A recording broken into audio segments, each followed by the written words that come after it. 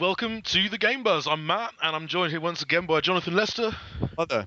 and Carl Phillips. Hello. And actually, Carl, Yes. I want to talk to you briefly about a gift. A Ooh. gift that's been happening this week because both of us obviously got SimCity, SimCity. and because it was so broken and crap, EA and Maxis turned around and said, everyone who registers SimCity by March 25th or something like that, have a free game. Have a free game. Woo! What game did you go for? I went for Dead Space 3. Because I already got SimCity 4 Deluxe Edition, which I think is kind of funny in the fact that they had to have that on the list. But I went with Dead Space. And to be fair, though, there were a number of good games on that list. Battlefield, Need for Speed, Most Wanted. It was a decent list. You know. To be fair, yeah. I mean, if you bought SimCity and you don't have Battlefield on your PC, fucking do it. Do it Yeah. now. Absolutely. Do you feel better about SimCity now that they've given you this gift? Not about SimCity. I mean, it's nice, and they didn't have to give it to me, but it doesn't change any opinion whatsoever about what happened. Really. You see, as much as a free game is nice, I kind of would have preferred them to just say we're expanding the city limits instead. Well, the thing is, they kind of have, because they've released SimCity 4 as part of that sort of compensation package. That's all your expansion right there. And rock solid, and actual rock solid simulation as well. This is true. I did enjoy the fact that it's like the best patch ever. that since SimCity's fiasco, all of the other guys with sort of city simulations, like Paradox had their Cities in Motion, and you've got Cities XL, Platinum. Like there's been a lot of hold on, Platinum did a city. Whoa, Platinum did a city simulator. No. What? I didn't hear about with guitar this. slides. It's amazing. That'd be amazing. I wish they had. Every time you put down or drag down a road, you get a guitar riff going. Oh, it's and it like so slams into the ground in slow motion, and then you've got to and then Bayonetta moves into your residential area, and it all goes. Freaks out everybody in the neighborhood by being naked half the time. That's right, and the whole thing will run at a blistering 300 frames per second. Right, melt out. It'd be great. I just enjoyed other companies going, look, we have city simulators too. Quickly, push them onto the market. I suppose actually, the big news this week has been about EA and John Riccitiello. John Riccitiello. Sounds like a nice pasta dish. Yeah, you see, I thought that was the gift you were talking about. I thought EA's given us a nice gift in that their CEO has resigned. Here you go, people. Burn him. We sacrifice him to our. Well, I think the shareholders and the board kind of sacrificed him, really, because even though EA make a lot of money, they've also been losing quite a lot of money and been coming in way under projections and stuff like SWTOR, Medal of Honor, Warfighter. And yeah, even though they're big titles, which are handled by people like Moore and Jabot, are doing really well, the big annualized stuff and the sports games, EA has spent a lot of money on things that actually haven't seen much of a return. See also The Secret World.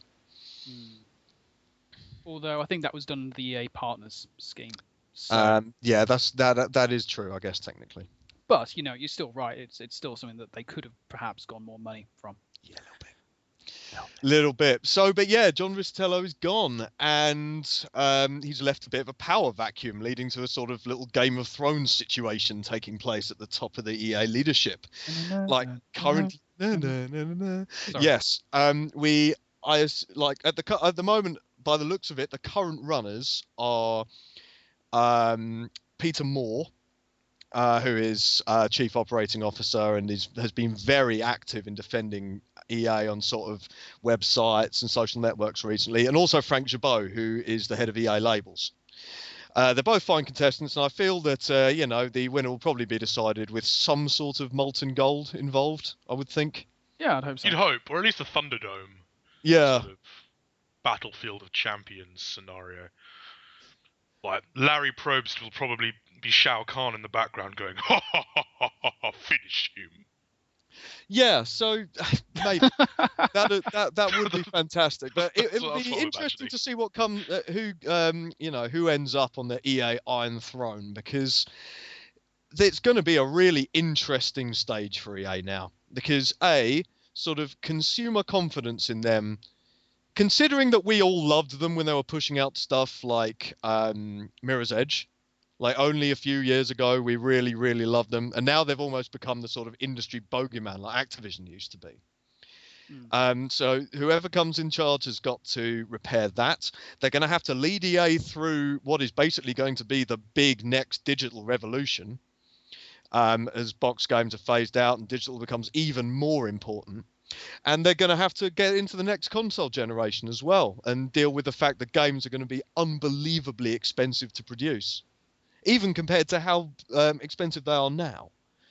So it's going to be tough times for EA and interesting times for EA. So it will be interesting to see whether, the next king of EA can bring us some, can kind of just get back to the games, get back to the basics.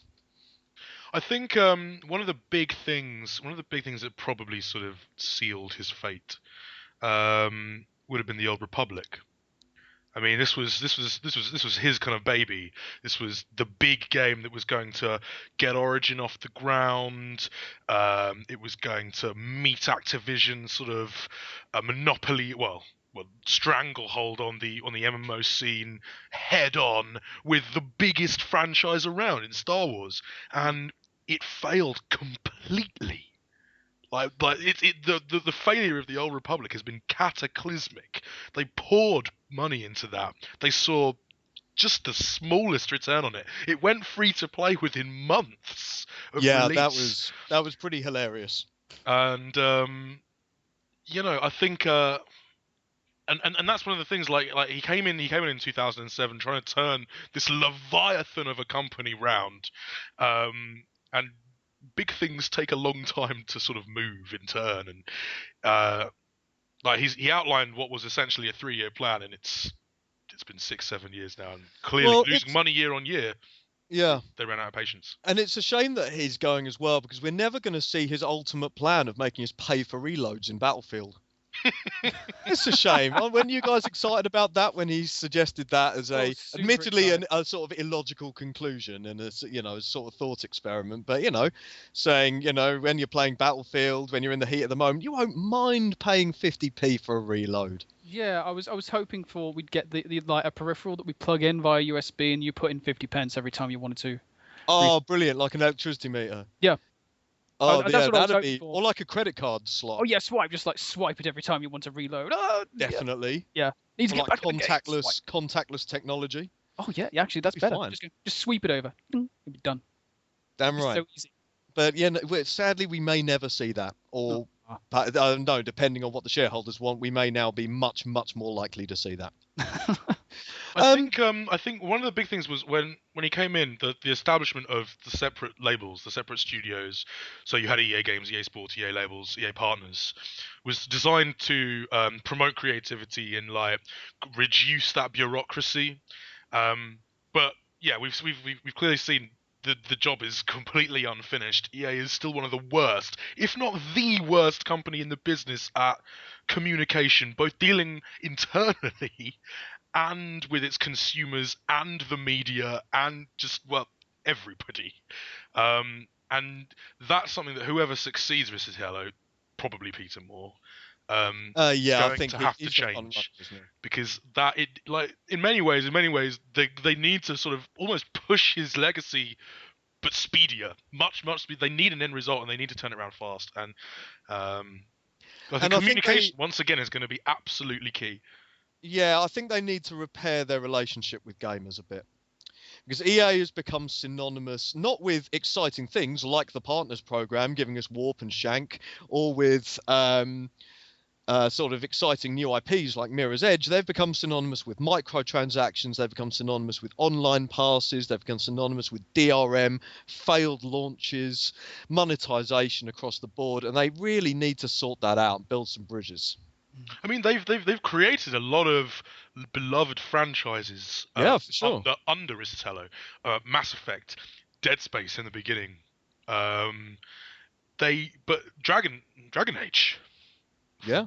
Fuck me, I was excited about that. I fucking loved the first game and its massive expansion. But we've seen too often I think we've seen the corporate shadow all too easily, and the idea of allowing for free creativity hasn't worked, or rather, it hasn't been pushed enough. And we've all too often we've seen that sort of clinical corporate shadow just sort of take the edge off and essentially undermine the love that many people have had for these franchises. I mean, just look at Dead Space 3. Yeah, I mean they've got to make some money. They've got to do some aggressive things regarding free to play and sort of, yes, freemium stuff. Freemium, if done well, can work well, but they've got to do so in a way that doesn't piss gamers off any more than they are. Yeah. I would say, because sooner or later, this, I think SimCity has become the last straw for any number of gamers, even with this free game. And I know that throughout this generation, we've shown that we are very forgiving. We have very short memories. We will roll over and take anything. But sooner or later, something's got to give there.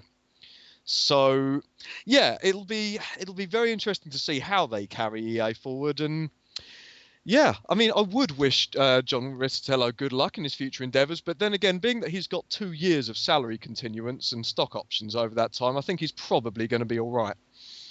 Just a bit. Maybe. Speaking of SimCity, not specifically, but an always connected experience. There was the Durango report this week, always on internet. There's been a little bit of controversy on site. Well, some discussions. A lot of people violently agreeing with each other. Yeah. Yes. Yeah. It's quite strange, and I think there are obvious benefits to always connected stuff, but if anything, we've seen over the last week or two, and indeed actually with current consoles, we forget that current consoles in many ways do incorporate some elements of an always connected experience. On Xbox Live, certainly you can't play your games unless you're online now. XBLA, I can't play my games unless I'm online. And it sort of validates that I actually bought them properly. Depends on the game. A few of them you've only got to do that once to verify the license. But yeah, a few games do that. But yeah, well, always on. Carl, thoughts? I play MMOs, so I'm not the right person to speak to about that. Moving on. Well, that's an advantage. That's a huge advantage to being always online. You get to play sweet stuff like Guild Wars 2. And in a few days, that freaking the next sort of episode of The Living Story is coming out. Exactly, I can't wait to be. I'm going to be always online when that comes out. Exactly.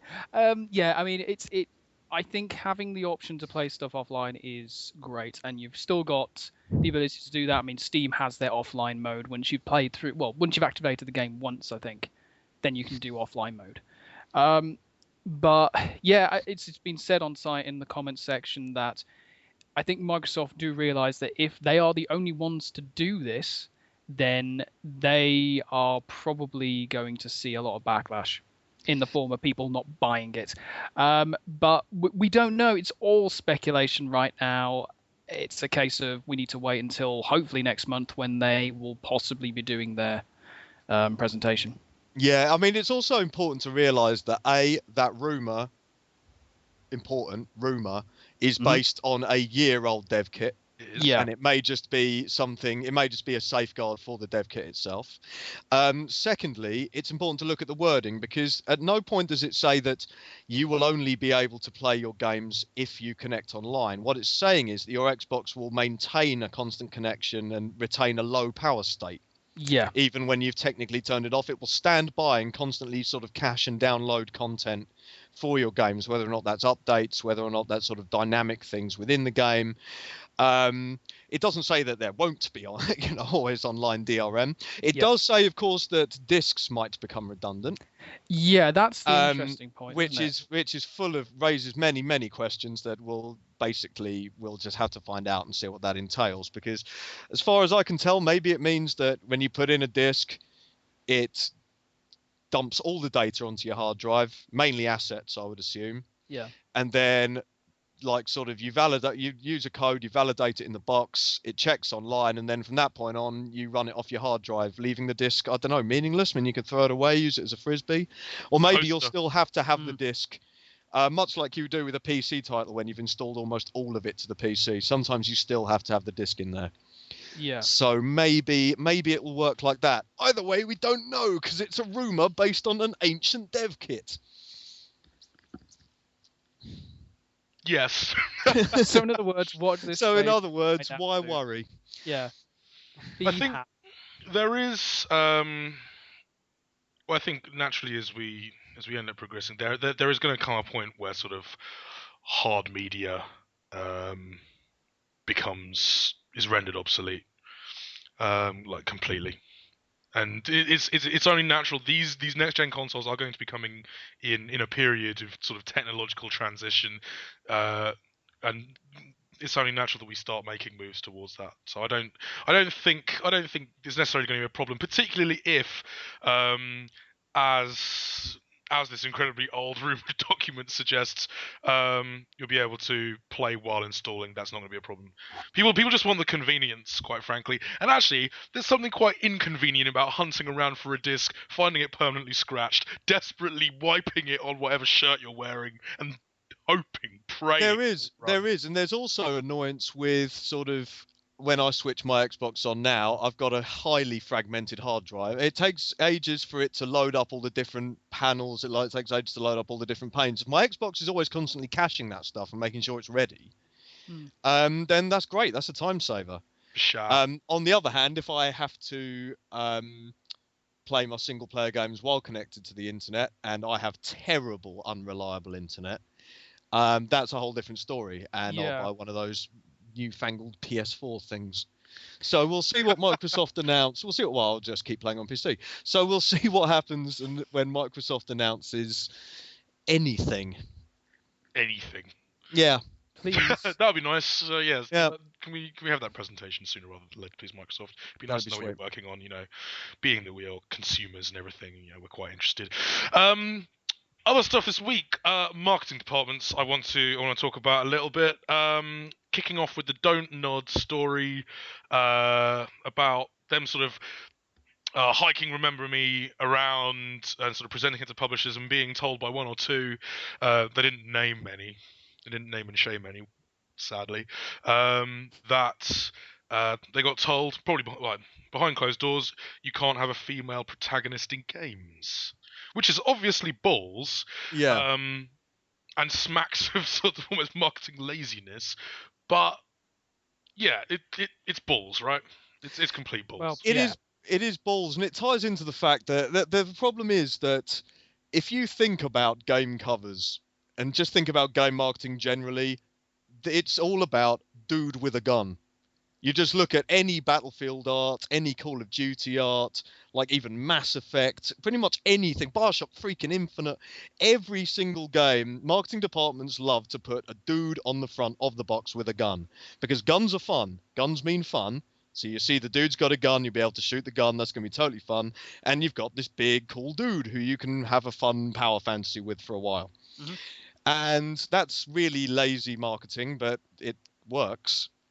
So I think, and that ties in nicely with something that David Cage and Quantic Dream said recently about that, they were sort of strongly advised to have their cover art of their like main character holding a gun on the cover, even though she uses the power of her mind and runs from people. And luckily they put their foot down. But yeah, it's just sort of old-fashioned, stuck in their ways marketing of thinking, look, games have always had. Well, actually, that's a lie. Games used to have big, muscly dudes with axes on the cover. Yep. Then they just had big, muscly dudes on the cover. And then Doom came along and you had big, muscly dudes with guns on the cover, and that's how it's always been. So it's its fault? Yeah. No, it's not. I mean, there are games before that did it. But... I think it's basically symptomatic of a culture that says... Cool, no, your game has to fit this, and then we can sell it, rather than, oh, you've got a cool game. Let's see how we can sell it. Yeah. Rather than so it's sort of like your creativity is subsumed to marketing rather than the other way around, which is sort of how it needs to be. Like marketing should serve the creativity rather than the other way round. If a creative is like compromising their game to suit the fact that you can't sell any other product than a muscly dude with a gun, you're bad at your job. Yes, Matt, but games exist to make money, and they have to make money. So you have to put a guy with a gun on the cover, and my name's Ken Levine. But like, but there is a reversible cover, so that's awesome. But you know, that's. But we tested it in frat houses and they liked it. But you know, it's just marketing. Marketing aren't there to serve creatives. Marketing are there. They have a specific job. Like I just watch some episodes of Dilbert or read some Dilbert books to find out everything you need to know about marketing departments. But the fact is they are literally there to sell something in the easiest, most cost efficient way possible for their client and to see the biggest return possible. And that is the way it's always worked. So yeah, hopefully we're going to see more creative ways to sell a game. In fact, I'm looking at my games collection. There are so many dudes with guns there. There are quite a few. Right? Just look at them. It's crazy. But yeah, hopefully we're going to see some, Quantic put their foot down. Hopefully we're going to start seeing much more creatives making a fuss about how their games are presented. Agreed. Right, enough depressing stuff. New things! It's time to talk about new things. New things like Supergiant doing a new game that looks and sounds awesome. Transistor! I barely know. Yeah.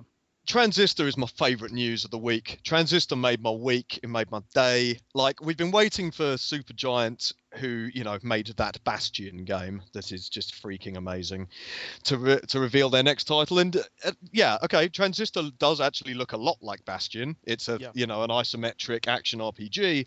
But, oh my God, it looks sumptuously gorgeous. And the soundtrack, what little there is already, I spent an entire day listening and re-listening to that trailer over and over again.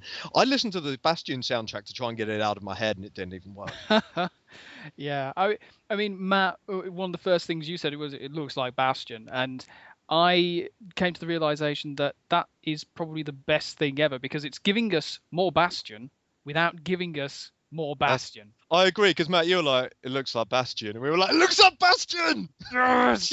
It just that's exactly what I want. I want Bastion to be the self-contained, brilliant piece that it is, and not have to expand on it at all. That if we want to expand on it, we've got imaginations, we'll use them. Well, technically, the kid does appear as a cameo in Dust and Elysian Tale, so perhaps that's a sequel.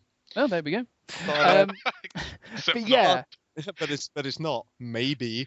But it's got its own just gorgeous hand-drawn futuristic. I don't want to use the word cyberpunk because it really isn't cyberpunk, but it's got elements of that in there. It seems to be dwelling on the idea of everyone having a voice and these voices being silenced in this enormous floating city. And you, as this sort of mysterious female protagonist, are going to get this enigmatic weapon and using its ridiculous abilities and sort of finding out what it is. And chances are we're probably going to cry. Yep. Some point. Just because of how beautiful it is. I'd like to point out that I wasn't in any way disparaging Bastion. Bastion is fucking amazing. It's so good. It's so good. I was gonna hate that. I was just making a factual observation that it's an isometric action game that looks a lot like Bastion. But for me, it's the concept stuff. It's the setting, the story, the ideas, the visuals, the sound, the aesthetics are what made the aesthetics, the presentation, and the narrative are what made Bastion for me more than a good action game. It made it a fundamentally you must play this action experience that it was definitely the cherry on the cake. It was definitely the cherry on the cake for me because Bastion ticked all my boxes: deep, involving gameplay, gorgeous art direction, clever level design, addictive RPG elements. I do like those, and it has them. and just one hell of a soundtrack. And then to have that dynamic narration on the top was awesome. So you'll be happy to know that Logan will be returning in some sort of vocal capacity for this one as well. Excellent. It's awesome. I've met him. He's tiny. Yeah. Yeah, I bumped into. I think I bumped into him at a convention a while back, and I was just like, "His voice sounds really familiar." And you were like, "Dude." Follow me around and narrate everything I do now. I wonder how much he would demand for that. Just standing behind me and narrating everything I do. I feel Supergiant are missing a trick in not sort of having that, like a desktop Logan that you can. Yeah, they did for Dota 2. They've got an add-on pack where you can have him narrate the matches. Oh my God, he should do a sat nav. He should do a sat nav voice. Oh my God, yes. You turn left to the next jump, not knowing where he'd go apart from standing in the left lane. He wondered whether to go right before calculating new routes. Calculating. You have driven into the Thames. But yeah, so no, that would be, I think, yeah, right, they are missing a trick there. But the only thing I don't like about Transistor at the moment is that we are going to have to wait until next year for it. I don't want to have to wait that long for it. But I packs and you're playing it right now, in which case we hate you. Yeah, we do. But tell us how it is. Yeah, please do. But we'll wait for it when it's ready, and it'll be interesting to see how much of that trailer is actually not sort of animated concept art or sizzle reel stuff as well. Because there was a lot of stuff in there that was like, is this a bit of an animated sort of concept piece, or is this actual gameplay? There was definite actual gameplay in there. There were definitely what looked like cutscenes in there, but could have just been printed up concept art, which is just amazingly gorgeous anyway. Just some of the stunning imagery in there was enough to make me just well up. But I can't wait for that. I can't wait for 2014, apart from the fact that we got so much cool stuff coming this year. Mm-hmm. It's going to be awesome. And one of those things you got to have a look at last week, and we're finally allowed to talk about it. There's a big fat interview and a big fat preview on site. I am, of course, talking about Saints Row 4, and oh my God, 2 words: dubstep gun. Dubstep cannon. Yeah. Yeah, Saints Row 4. Thing is, there has been quite a lot of call from various portions of the industry and the internet saying, guys, come on, take yourselves a bit more seriously. The dildo was way too much. Even Cliffy B got in on the action. You trolled us hard with that. Like, yes, coming back immediately from the event, you were like, oh, guys, they've gone so serious about it. I mean, it's so deep and gritty and a proper gangland experience. And Carl and I were like, ooh, yes, tell us more. And you were like, gotcha. I totally got you. But yeah, sort of basically Volition are having absolutely none of it. They're just saying, this is going to be like the crown jewel in our collection. It is going to take everything that Saints Row 3 did and make it even more outrageous. So, we got all the stuff on site. I don't want to dwell on it, but you are now the president of the United States. You now have superpowers. You can run faster than sound. You can jump over skyscrapers. You have a dubstep gun that makes everyone in an entire city block like freaking pull some shapes, while all the cars in the area spontaneously spawn massive fat hydraulics and sort of bounce along to the rhythm. You can like splatter pedestrians with the power of your mind and use them to draw beautiful decals on the side of buildings in their blood. You can just get into enormous mech suits and just mech it around. I'm getting exhausted just talking about it. It's really just pushing everything that Saints Row 3 did and saying, just how can we make this more over the top? And I think that could be fine. I think the only thing that I've taken away from this, which I'm a little disappointed about, is how Enter the Dominatrix was meant to be the final DLC pack for Saints Row 3. Yeah. It's been announced that it's going to be a DLC pack for Saints Row 4, and I thought they were going to include it in the main game. Yeah, I mean, I like Saints Row 4's premise in that you're in a sort of computer simulation is very much like what Enter the Dominatrix was going to be. Yeah. So I assume they've taken some of the story elements of Enter the Dominatrix, and yeah, it'll be a DLC expansion featuring the Dominatrix, I guess. Yeah. Though there is a Dominatrix in the reveal trailer. Nice. Yeah. Because it's classy like that. I'm okay with it. Like, I'm alright with it. we chatted a little bit about some of our favourite action sandbox titles a week or two ago, and then sort of focused in on one of the key things is having not lots of toys to play with and lots of interesting ways to traverse. And this just sounds like just a whole barrel of. It sounds like a much more fun sort of combination of Saints Row 3 and Prototype, which I'm totally okay with. And there's a lot of Infamous in there as well. Like loads of crazy powers, loads of with that amazing, brightly coloured abilities. You can freeze whole like streets of people and smash them apart. You can pick up cars with the powers of your mind and like just throw them around for shits and giggles. And because it's a simulation, these aren't real people. Like they've canonized it now. You can do whatever you want. There's no guilt or remorse anymore. Although personally, I feel like it shouldn't have been a simulation. Really, I don't see. There'll always be that nagging thing at the back of my mind, going, "Oh, this isn't real." But then again, it's a computer game. It's a computer game anyway. So I think that's kind of fine. Also mechs. So yeah, I'm happy. I'm very happy about that. Yeah. Yeah, so look, we don't need to dwell on this. We've got the preview up on site. We've got news up on site. We've got an enormous interview that tells you literally anything and everything you could possibly want to know about Saints Row 4. Apart from, is it any good? And we'll find that out in August. Yep. Mm-hmm.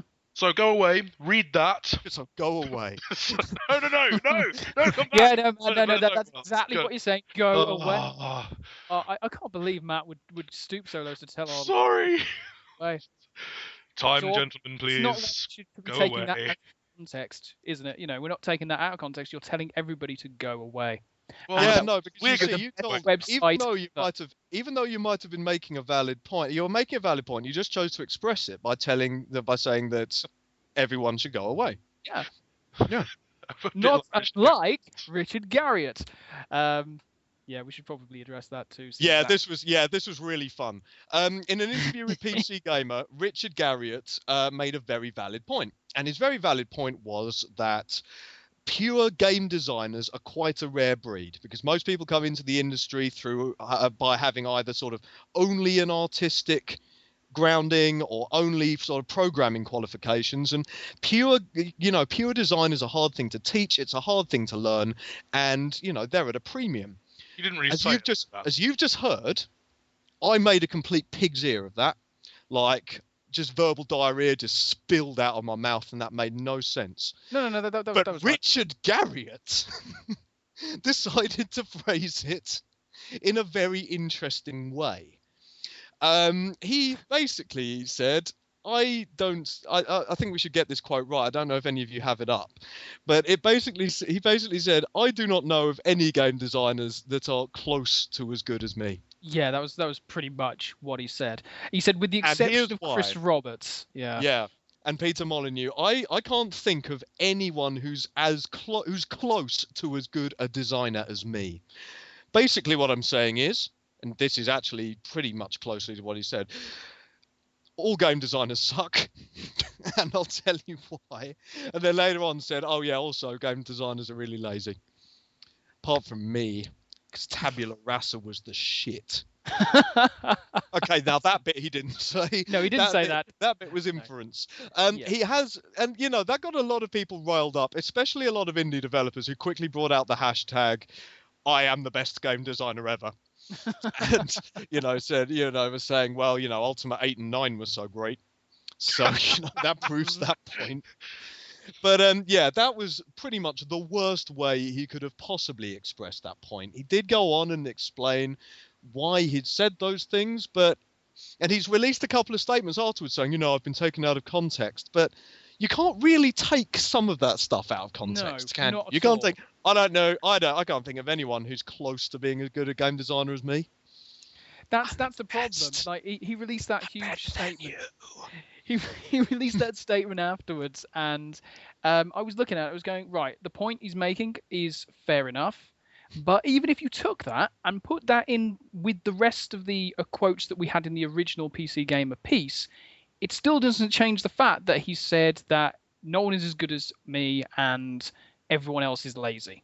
That's basically you can't take that any other way. There is no because that other is literally context. what he said. Yeah, like you in can't. those exact words is what he said.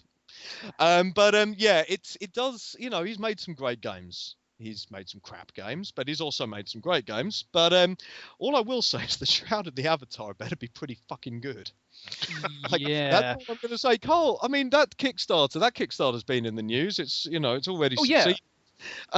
What is it? It's basically it's an RPG. It's meant to be done with the sort of like influence of his old Ultima games. You know, bringing back that old school RPG feel.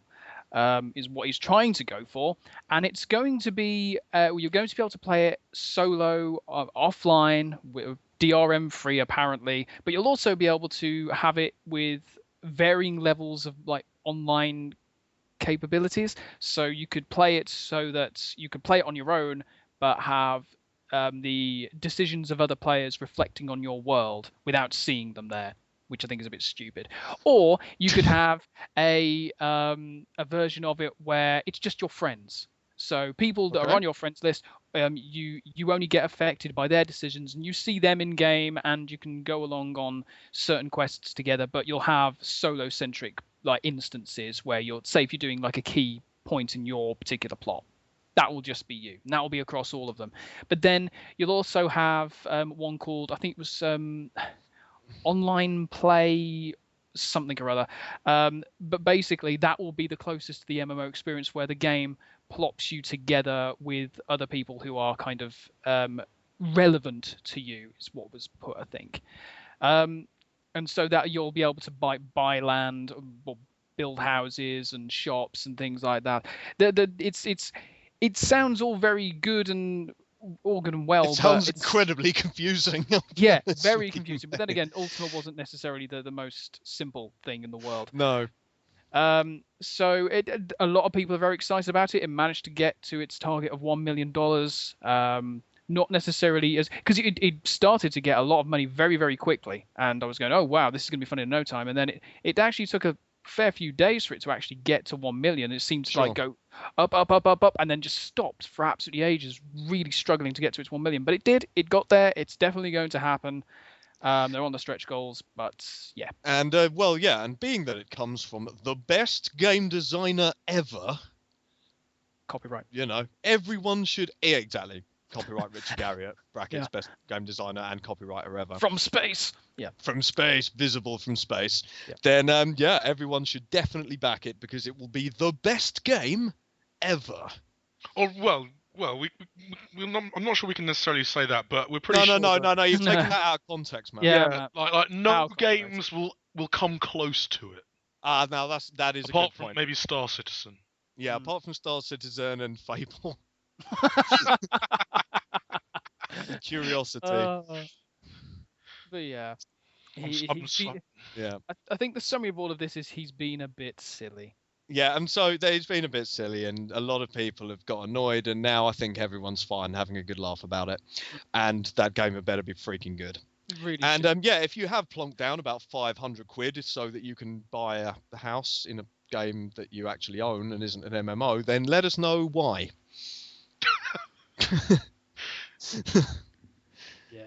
Yeah. On that bombshell. And on that note, we're gonna go away. I think we will go away. Bye. I think we will go away. We'll catch you tomorrow, guys, where we'll basically just be pleasuring ourselves at the very thought of Unreal Tournament. Well, and ragging on Garriott some more. A little bit. We'll catch you then. Thanks for listening, guys. Bye-bye. Bye-bye. Bye.